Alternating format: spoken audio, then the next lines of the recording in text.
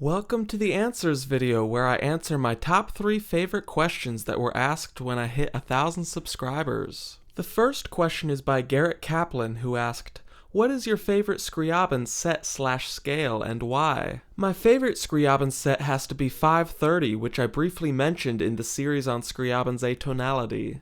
I'm nicknaming it the Baby Mystic chord since it has 5 of the 6 notes of the Mystic chord and really holds much of the character of the Mystic chord. It's most often used as a sharp 9 flat 13 chord, and I like to voice it like this. If we move the root to the top of the chord, it sounds like this. As a scale, it sounds like this. I've noticed this set used a lot in neo-soul music like Moonchild, and I've been able to utilize it in a pop setting. In my song Feels So Good, I use this chord as a dominant, and I use it as a passing chord.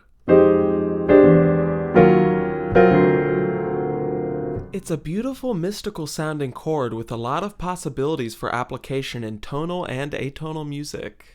DZ asked, if Scriabin had lived for longer, how do you think his harmonies would have progressed after his final compositions? This is a fun one to speculate on.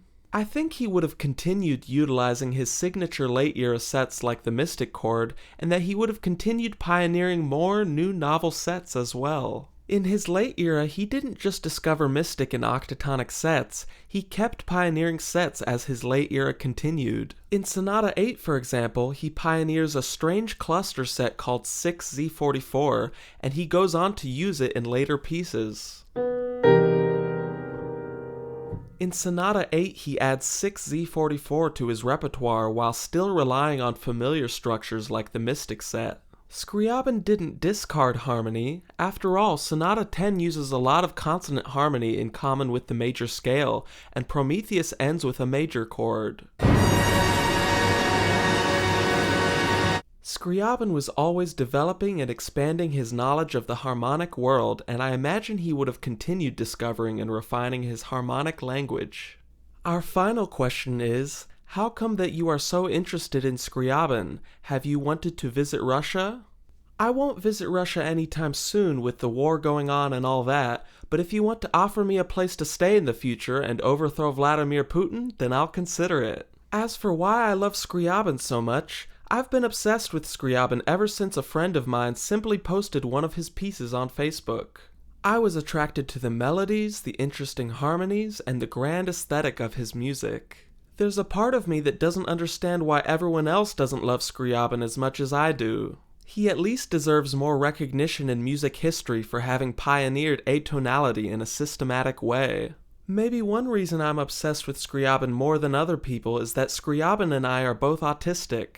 I've recently realized that I'm on the autism spectrum, and since learning about autism, I've also realized that Scriabin was almost certainly autistic as well. There are several clear signs of Scriabin being autistic that I can discuss in another video, but perhaps the most obvious and interesting autistic trait Scriabin had was synesthesia. One aspect of autism is being very particular, OCD for lack of a better term, or rigidly wanting things to fit within a framework. This element of my autistic mind loves how perfectly constructed Scriabin's music is in every way. Every measure fits into a proportional structure, every chord fits within a superset, and every musical gesture relates to an established musical motif. Scriabin referred to this as writing his sonatas according to law. Perhaps it was the same rigid need for structure in Scriabin that led him to write that way.